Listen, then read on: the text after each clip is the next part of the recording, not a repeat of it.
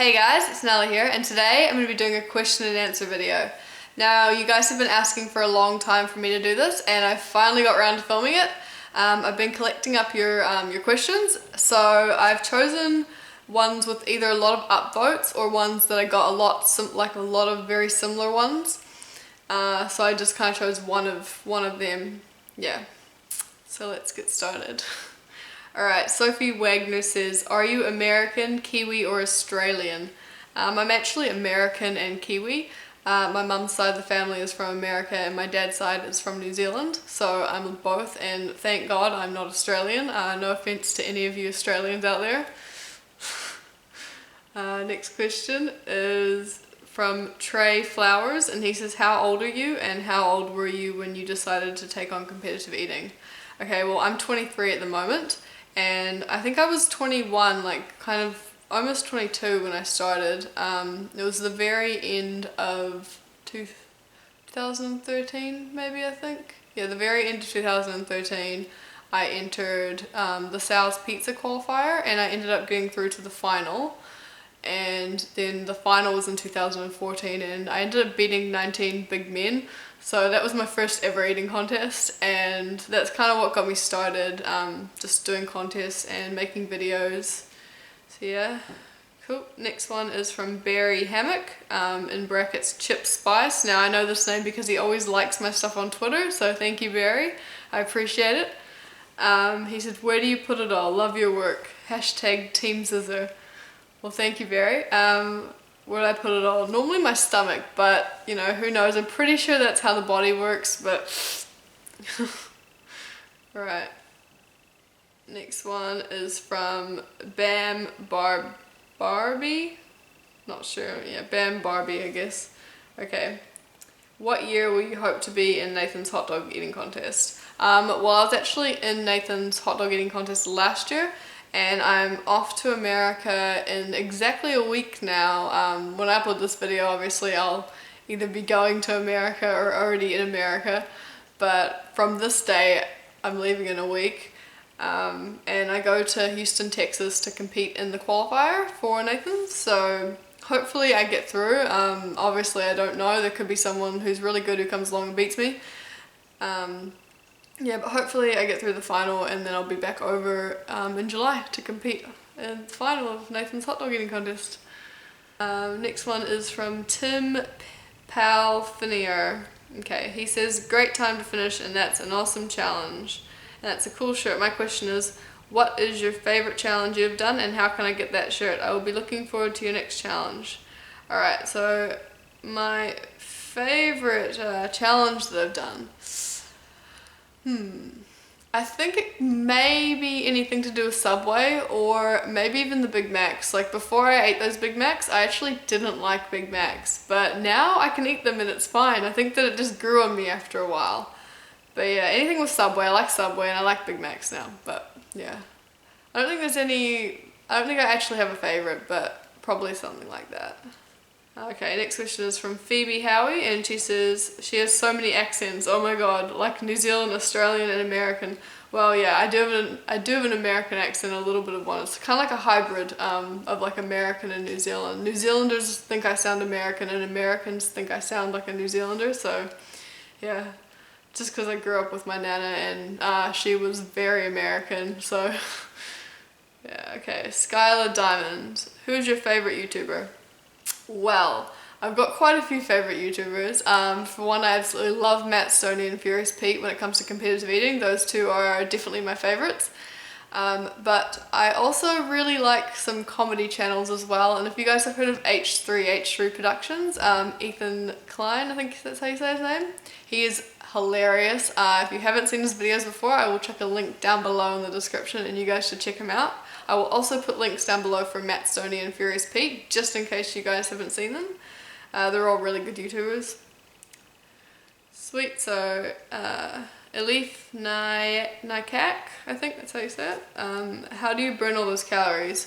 For one, I don't think your body digests all those calories, especially if you eat like 10,000 calories in one go.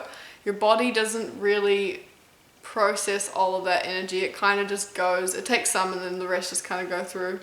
But also I'm quite active, so I guess that's probably how. Okay, Possessive Gaming says, is your inspiration Furious Pete? Yes, he definitely was my first inspiration for making videos. I used to watch him, I think I watched him before I actually really knew what competitive eating was. I've liked Furious Pete for a long time. He's a really, really awesome guy, and yeah. So yeah, he is one of my inspirations. Okay, Josh Marin? Yeah, Josh Marin says, do you ever stop liking any types of food after a challenge? Yes. There's one food that I really can't stand now, and that is McDonald's cheeseburgers. After those cheeseburgers, it wasn't the actual cheeseburger, it was the fact that they were cold, and when those things get cold, they become like hard little rocks, and that is gonna stick with me. Every time I smell a cheeseburger, that memory is gonna come back. So that's one food that I really don't think I could eat again, would be a cheeseburger. But I mean, in competitions and in challenges, obviously, I get in a different mind frame, and I'm not really thinking the same way as if I'd go to McDonald's and order it just to, have lunch or something. Alright, so Michael Melzer, I think. Have you suffered any health issues from what you do? Thanks, Michael. No, I haven't. I get my blood and stuff checked not too regularly, but I go to the doctors, on average the same amount as everyone else. I'm pretty healthy as far as I know right now. When I was at university, I'm doing a science degree, and when we were in the lab for HAP, we had to test our blood pressure, our heart rate while exercising, and our lung capacity, and I had the best in the class, so I think I'm healthy right now. I think I'm fine. If I ever did get sick from what I do, then I would obviously stop, because my health is number one for me. Okay, 2 times. He's got interesting way of spelling times. He says, so when are you going to do a collab with Stoney? Well, I'm sure Matt Stoney is way too busy to be doing collabs with people like me, but it would be absolutely amazing if I could one day, and I'm, maybe one day when I've got more subscribers and when I'm more well known, that would be that'd be an option. But obviously right now it's the middle of competitive eating season, he's busy, he's got lots on in his life, so I don't think that's gonna happen anytime soon, but I would want it to. Just in case you're watching this, Matt. Alright, so Sophie Lizcano says, do you worry about your health because of how much junk you put into your body? I hope that doesn't sound too rude. I love you, Nella. Oh, well, thank you. It's very nice, Sophie. No, I don't worry about my health. Obviously, I know that people can get sick, people can choke. It's like any sport, there's always risks, and I accept those risks when I go into it. Yeah, so no, I don't really worry. It's just basically everything you do in life, there is a risk of something. You could walk along the street and get hit by a car. So yeah, I don't really worry about that. Okay, Rosie XO says, have you ever felt so sick after a challenge you threw it up? Yes, there has been a challenge where I got very sick afterwards, and it was disgusting. That was my 7-pound sundae. Now 7 pounds isn't that much food for me because my capacity is larger than that, but the 7 pounds of just pure sweetness was terrible.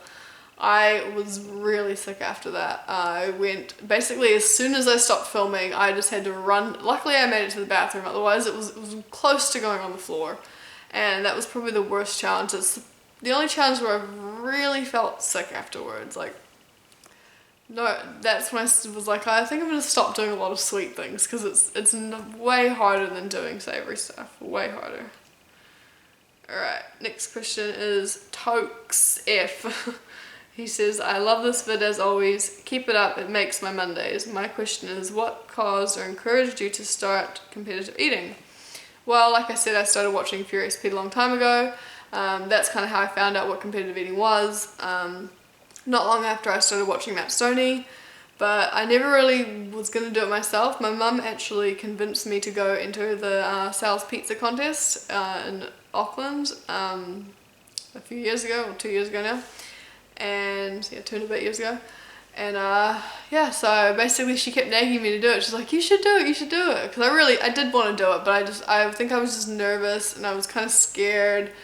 about like what people would think of me or if I was gonna lose, you know. So I think I put it off for a very long time, and I ended up going on the very last day to qualify and doing it at like 11:30 at night. Yeah, but so my mum was kind of the one who convinced me to do it, which I really appreciate now, obviously. But yeah, I think she just wanted me to buy her pizza, but oh well, it ended up being good. Alright, now Lynn Tai, she says, will you attempt a 10,000 to 20,000 calorie cheat day? Yeah, definitely. I've actually been thinking about doing that video for a little while now, but because I'm at uni, I don't really have that many days where I can kind of eat a lot during the day because I'm in classes all day, especially labs, which last 2 hours long, so I don't think, if I do film it, it will definitely have to be a weekend or while I'm on holiday. Yeah, but no, I'm definitely gonna do one of those eventually. Okay, next one is Ben Yeaman. He says, I heard you, and basically all competitive eaters make yourself sick after the challenge. Any truth to that? I definitely don't think there is any truth to that. I think some people probably do, but I think you can't really base that on all competitive eaters because everyone's different, and you know, I think everyone who does competitive eating has definitely been sick once. Anyone who tells you they haven't been is probably lying. But like I say, I can only speak for myself and no one else. And yeah, I have been sick a few times. One the Sunday, that was terrible. Another one was right after the second sales pizza, so not the one I won, but the one afterwards. I don't know what happened that day, but I was just really sick already. I had a cold. I ended up flipping the pizza onto the owner. Luckily we were already kind of friends, so he thought it was funny. He laughed, but he was wearing white, like full on white, and it went all down his like clothes, his shoes, everywhere. It was insane. But yeah, they got me another pizza up, but that kind of threw me off, and I think from that onwards I just kind of had a really bad contest, and afterwards I just felt terrible. So yeah, I think everyone has done. Like obviously there's just going to be accidents like that depending if you've done any big quantity. If you just do speed stuff, then probably not, but you know, it happens sometimes and you just have to, you know, deal with it. Alright, Simon Delaney says, can you do one vlog video per week? I want to see you interacting with people. Well, I guess this is sort of a vlog, but not really. I mean, I'm speaking to you guys rather than just eating something. If there's enough demand for it, I guess I could start doing vlogs, but to be honest, I'm pretty boring, so nah, I'm just joking. I'm not that boring. I'm a little bit boring, but if you guys want to see that kind of stuff, leave a comment down below and tell me. I'll be happy to make them if it's what you guys want to see, but I don't want to be making videos that you guys don't really, I'm not really interested in. Alright, so KCV53 says, hi Nella, apart from doing these food challenges, what do you do with the rest of your time? Work, study, modeling, etc. Awesome job on those subs, by the way. Okay, so basically my life is pretty busy. I'm currently full-time at university, studying towards a Bachelor of Science, and after that probably if I get good enough grades, I'm hoping to go into med school. But right now that's kind of just like, we'll see, because obviously I need to get above an A if I actually want to apply and even get an interview. So yeah, we'll see what happens with that. Hopefully that's probably my main focus is university. So yeah, I'm right in the middle of exams right now, mid-semester exams, so I don't really have that much time to film videos, but I'm still making it work. Another thing I do is modeling as well. I haven't really done as much modeling lately that I used to do before I did competitive eating, but I still have shoots every once in a while. Like I think it was not last weekend but the weekend before, I did one for a company called Good People Run, and just, you know, maybe like one or two a month kind of thing versus like one a week, which I was doing before. Yeah, cool. Next question is from Hopti Bontan, and I'm sure that's definitely not that person's real name. They say, what is your diet like on a non-challenge day? Can you give us, for instance, a list of food that you eat on a typical non-challenge day? Normally I don't eat breakfast because I'm normally running late for uni, because I like to maximize my sleeping time, so I don't have breakfast. I really can't learn if I'm full. I can't really concentrate. So I tend to eat probably like a late lunch, and that's kind of like my first meal. Normally it's something like Subway, just because there's one right by my school, or sushi, or just anything like a kebab, just anything like that. Yeah, and then normally for dinner I quite like Asian food. I love Japanese and Chinese food, so if that's like, you know, probably about 2 to 3 days out of a week I'll eat something like Chinese or Japanese, or even Thai. Just depends really. My diet's quite different each day. Okay, Francine Jones says, after and before you've done a challenge, do you eat anything? For example, eating nothing up to the challenge and not eating anything until the next day. Well, if it's going to be normally before a challenge I won't eat just because I want that stomach capacity, but the day before I'll eat a lot of low calorie foods just to kind of stretch out my stomach, because if you don't eat the day before you end up shrinking your stomach and you end up not being able to eat as much.